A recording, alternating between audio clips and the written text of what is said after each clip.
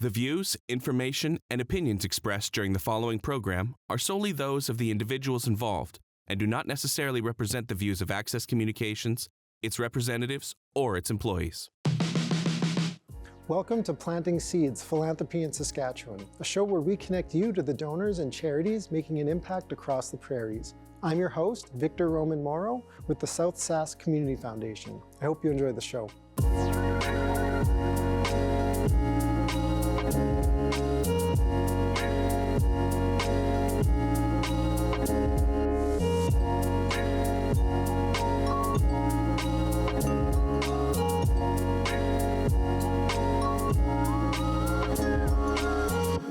Welcome to the show today. I'm joined here with the special guest, Victoria Flores.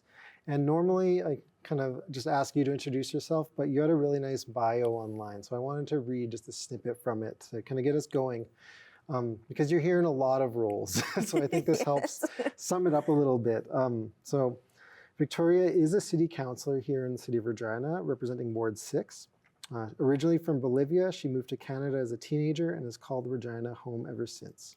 Victoria's deep connection to the city has been shaped by her work in the nonprofit sector, her volunteer experiences, and her dedication to creating safe, inclusive, and thriving neighborhoods. She holds a Bachelor of Arts in Political Science and Sociology and a certificate in Public Relations from the University of Regina. So welcome today, Victoria. Thank you for having me. This is great. I'm excited to be here. I'm glad to have you too. So as I kind of mentioned, you're here wearing, honestly, many hats. A lot of times when we have guests on, it'll be someone specifically representing one organization or one donor representing their fund. But I know you work at the Regina Open Door Society. Yes. I know you have a lot of experience. Did you work at the food bank as well? Is that right? Before? Yes, that was very early on in my career. That was actually my first job out of university. Oh, yeah. I think I was still in university last semester. Oh, and yeah, I was with their employment center. It was called ASSERT. Mm-hmm. I don't believe it's still operational, but yeah, that was with the food bank. Perfect. And then I also saw you volunteered with a few places. And you're on some boards, or at least one board.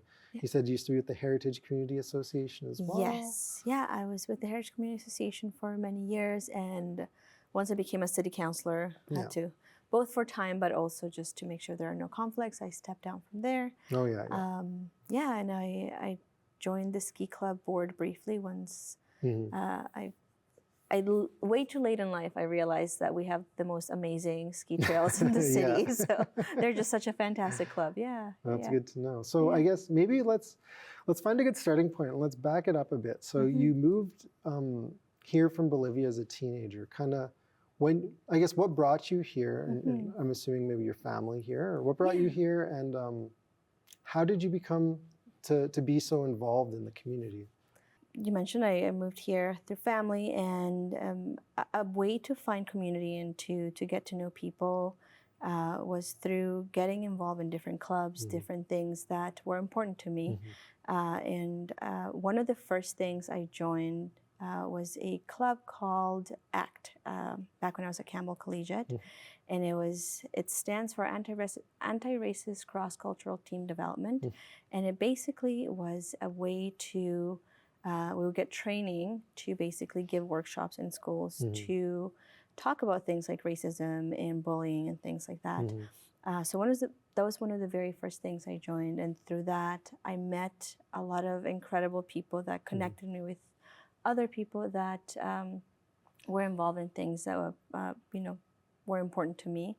Okay. And being new in a place, the best way to meet people is getting involved in things, right? So, because otherwise you're like, hi. But if you have a common goal, a common cause, it could also be things like sports or like I was in chess club or, activities like that. So I think that was initially the main driver as a teenager, getting to know people, but then seeing the positive impact of getting involved in things that make a difference in community and bringing my voice to that, having that make an impact also was really important to me, but also seeing how that actually things came out of that felt really good, especially as a teenager, just seeing like, hey, I said something and that mattered and that made a difference. So it helped build a lot of confidence as well. Just another kind of thought too, because I know you work with the Regina Open Door Society. When you arrived here, Mhm. did you also use their services, or how did you come to know them? No, I didn't use their services, mostly because I lived in the States for a year, Oh, about a okay. year and a half before I moved here. And when I moved here, I was in grade 10. Hmm. So a lot of the getting to know community happened through school. Oh, okay. Yeah. But early on, I did get involved with the Open Door before I worked there as an interpreter and Hmm. translator. So I usually used to um, volunteer and interpret meetings, or because my first language is Spanish, Hmm. so Hmm. or help translate documents as well. Hmm. So that was my first experience with the Open Door before I worked at the Open Door. Yeah. Yeah. Oh, that's good Yeah. to know. Yeah. My family also, like from Chile. Okay. I don't speak Spanish, not well anyways. My parents do. So I was Yeah. curious because like they were in Weyburn, so we Yeah. didn't have the Regina Open Door, but I know kind of a similar role to that when other families would come Mhm. later. My dad specifically would often be that Yeah. person that would help, especially if they're a Spanish-speaking person, like help them learn English and things like that. So it's Yeah. kind of cool to hear. That's awesome. I think that's a way to build community, right? Just like someone who's here already Hmm. can help people learn the ropes or just like get to know their community. Yeah. And yeah, we that's kind of an informal thing of what something we have at Open Door called uh, like a community connections program Hmm. where newcomers and specifically oftentimes refugee families are Hmm. connected with volunteer families that honestly the main goal is to help them connect with community in a way Hmm. that is familiar and friendly and not so intimidating, right? Like just have someone to walk you through like, hey, this is a great store to go to, or this is how Yeah. you do this, or honestly just have friends. For sure. Yeah, yeah. And maybe before we get too far, I want to talk a bit about Mhm. Regina Open Door Sure, Society and just maybe familiarize some of our viewers that maybe don't know about it. Like, sure. what is it? What does it do? Sure. So the Regina Open Door Society, it is a nonprofit settlement organization. So it's like its formal name, but Hmm. basically it exists to help newcomers and refugees settle in Hmm. Regina and feel welcome and feel like they're in community. When it first started, almost 50 years ago, actually next year will be our Oh, 50th wow. anniversary.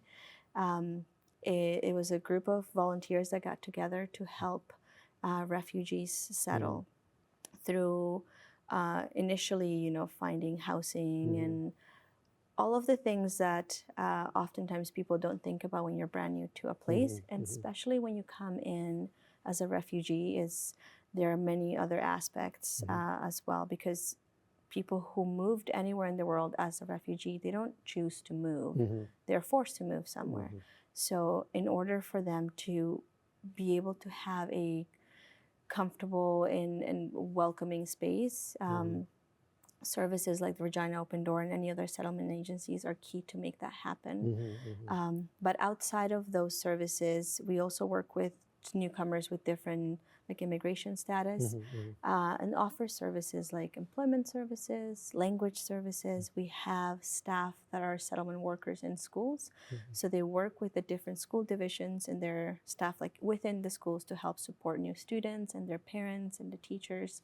So basically anything you can think of related to being new to a place, we try to have supports there for people. What would be some of the programs in that would be like? Are there specific programs that would be kind of catered to different, like for example, for parents or for kids or Yeah, for language, or I guess you mentioned like the job searching things like that. absolutely. Yeah. Um, so if we had like 20 hours, I could go through everything. Yeah, yeah. No, but there is quite a bit. So for example, we have our settlement services, so settlement, family, and community. So within that, there's a number of things. We have a Kids First program that is for new parents and infants, and they're an incredible program. They help new moms and new parents doing home visits and all kinds of parenting related things, and that's tied to other Kids First programs that are throughout the city as well. As I mentioned, our settlement support workers in schools. And then we have our Welcoming Community for Newcomers program. And they have a number of things within the program for youth, for adults, a volunteer program with that. And then we have orientation services for Yeah. newcomers. So that's where we partner with many community organizations, as well as places like police and SGI and all of these services where they bring orientations Yeah. for newcomers to learn about all of the important things that they should be aware of when they're new. Mhm. And as you mentioned, our employment team, and they Mhm. help connect newcomers to whether it's workshops or certifications Mhm. or accreditation or employers through different events. Yeah.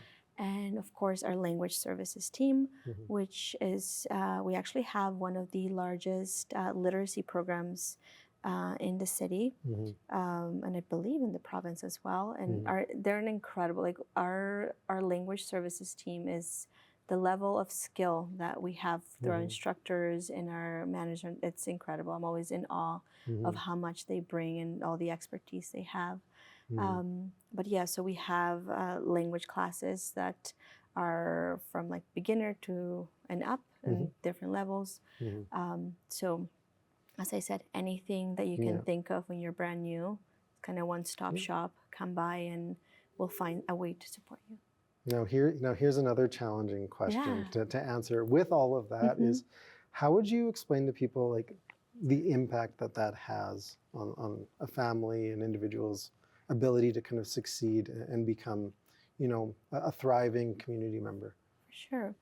So I think of it in the sense of everybody that moves to anywhere, in this case, Regina, ideally that person becomes a strong part of our community, right? Not only through the labor market and getting a job and paying taxes, like that's one thing, but also they're somebody's neighbor, somebody's friend. Yes. They're part of everybody's life once Yeah. they're in community and once they feel like they belong, like they're welcome, like they have the resources and connections they need to succeed. Mhm. So what we do at Regina Open Door is, in an ideal world, help make all of that happen in one way or another. Mhm.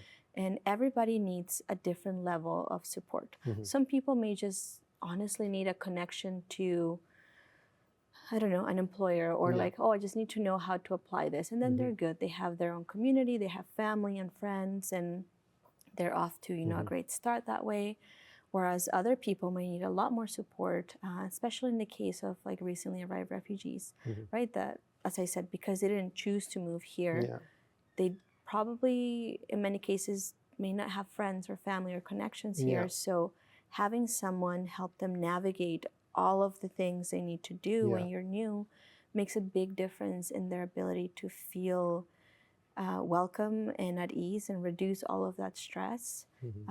Oftentimes when people kind of ask about the difference between refugees and immigrants, and in that conversation, I often ask them, if you ever traveled anywhere where you don't speak the language and it's very culturally different, how did you feel and what made a difference? Like if somebody kind of helped you and walked you around, was much different than if you were just kind of trying to figure it out on your own. Yeah. So I guess like a short answer Yeah.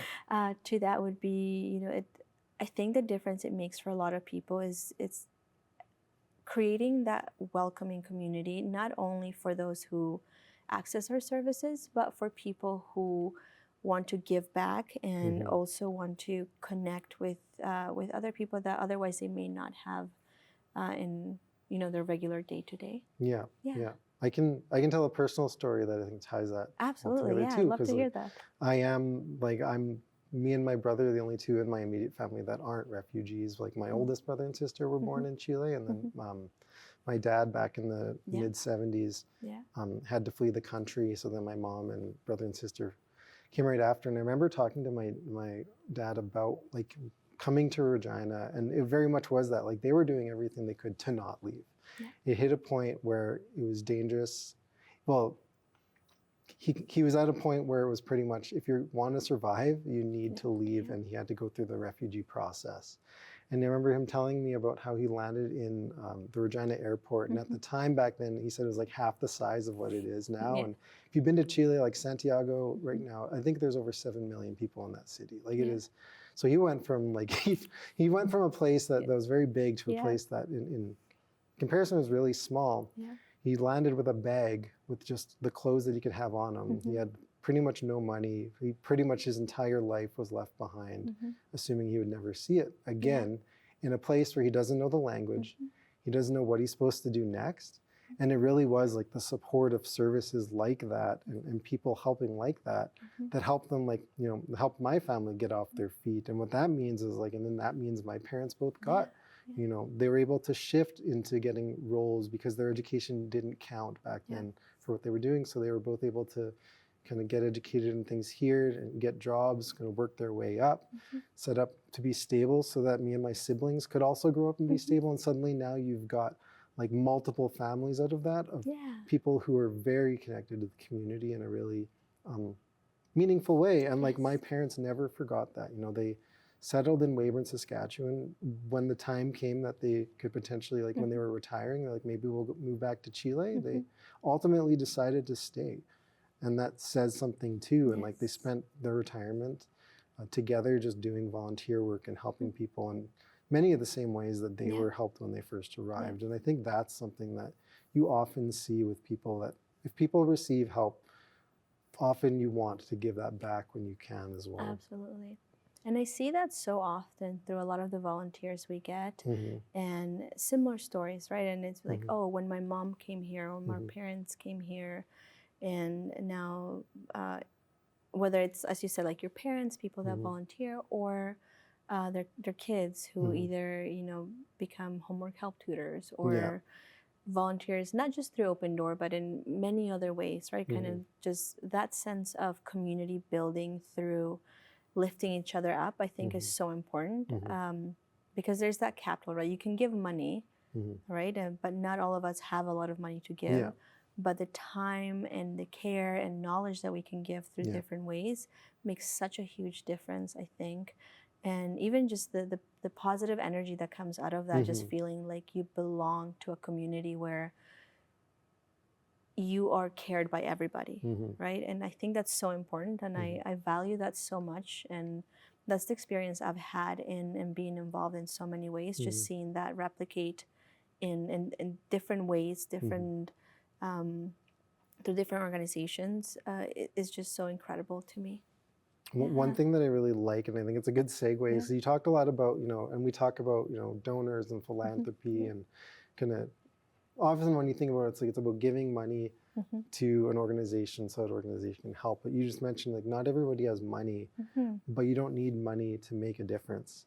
You need you have skills, you have expertise, you have you have hands, you can help, like physically, whatever it might be, there's probably a role for you. And I'm just curious, in your experience, because you have professional experience, you've volunteered a lot, but now you also have this extended role where you're actually working within the municipality on city council. So I'm curious, first, what made you want to do that? And how do you see this experience of, you know, being a volunteer, working within the charitable sector? How does that impact your work on city council as well? So it was not an easy decision. It was very scary at first. And I feel like, you know, sometimes still it's scary. And I think it was a back and forth of, because like municipal elections were coming up, and I had a few people approach me about it. And at first I was like, no, maybe not this, you know, maybe later in life. But it was when somebody asked me, because I'm involved with, especially within the heritage community and in other ways, they asked me, let's say somebody runs who doesn't have the same lens in terms of community care that you do, and they win, and, you know, and it's very different than what you would do. Would you regret not running, or at least trying? And I was like, I think I would. I think I really would if at least I didn't try. Right? So I had been involved with the city through a lot of the community action tables for food security, for different things like that. And so I had that experience in terms of what the city had been doing in the community safety and well-being area.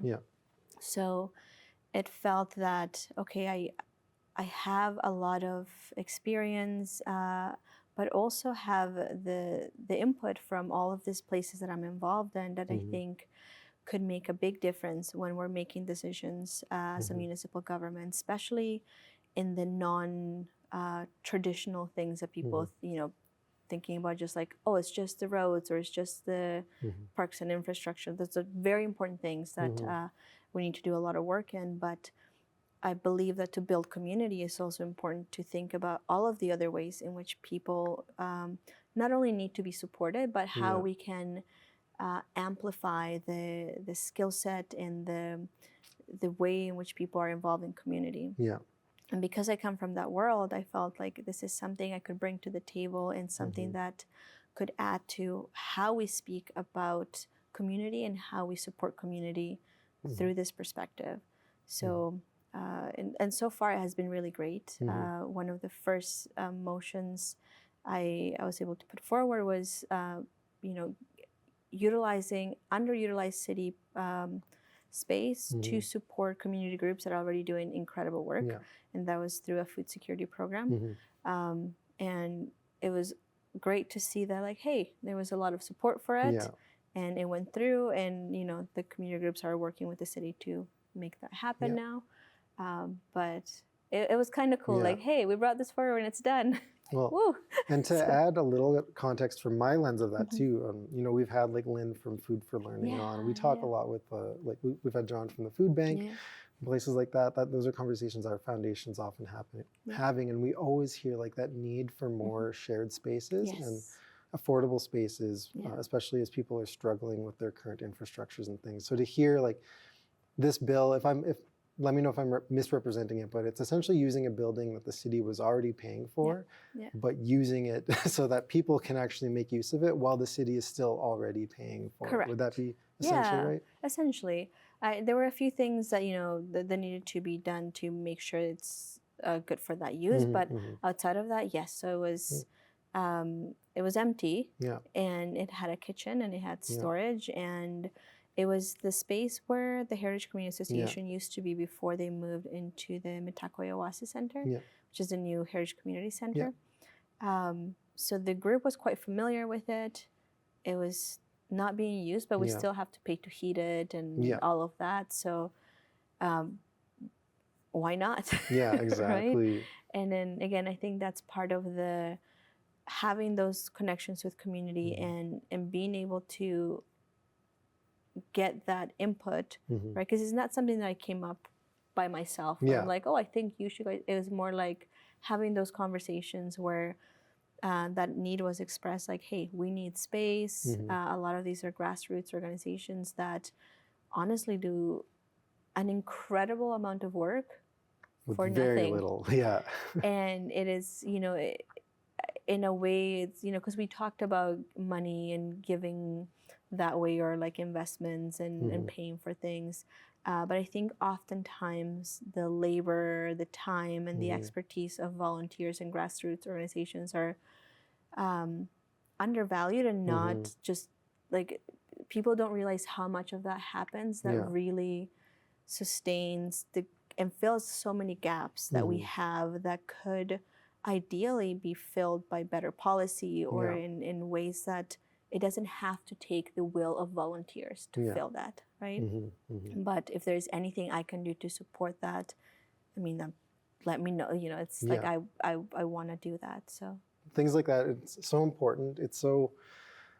It's efficient, it's strategic, it's things like that. I was pretty impressed with that bill, and I know City Council, like it was an easy one. I think, did it go unanimously?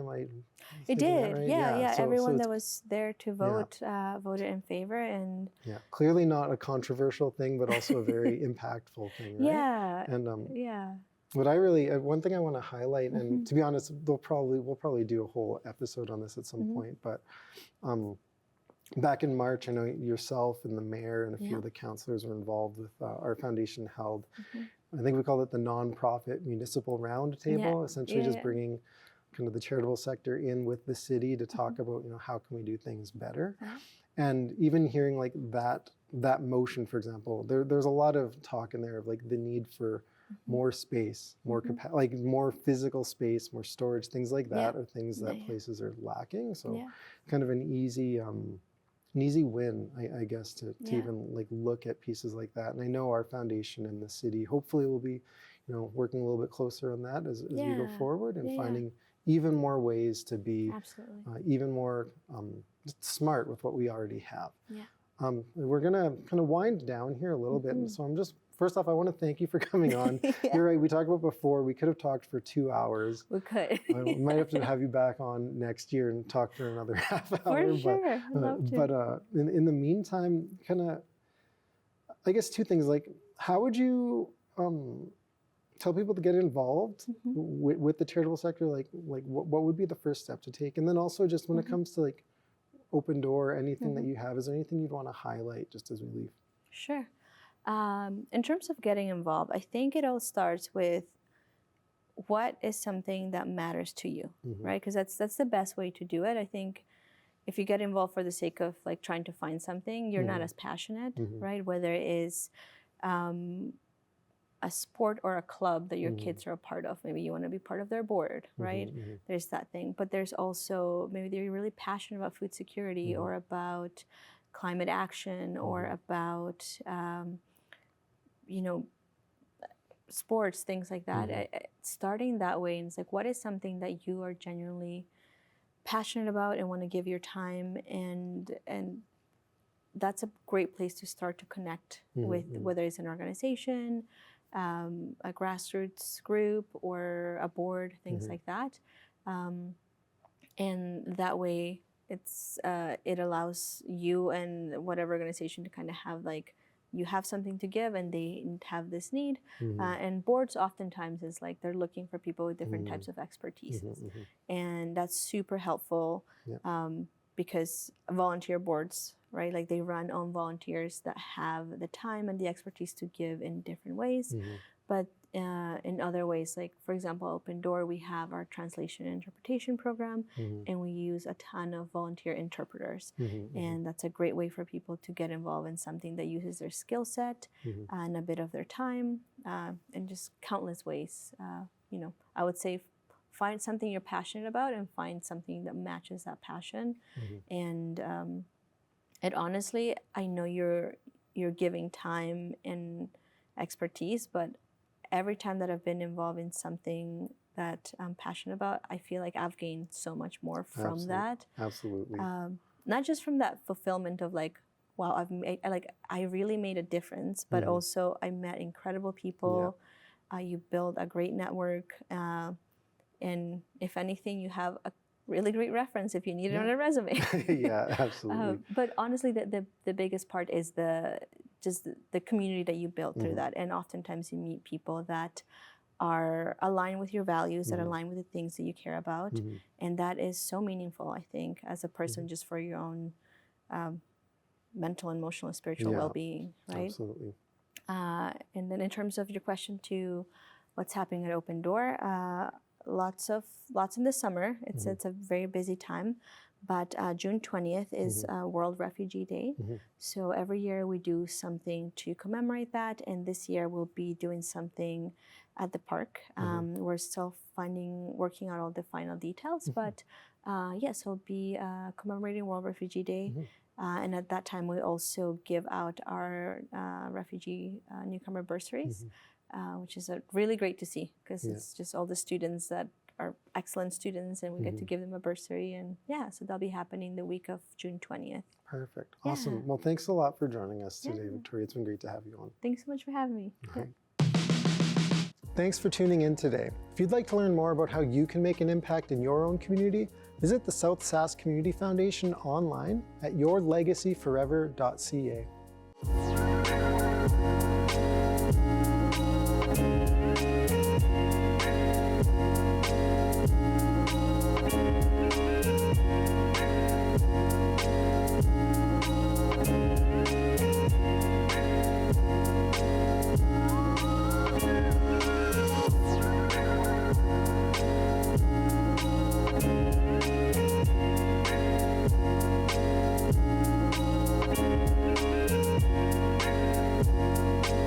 If you'd like to share your feedback on the program you just watched, contact us today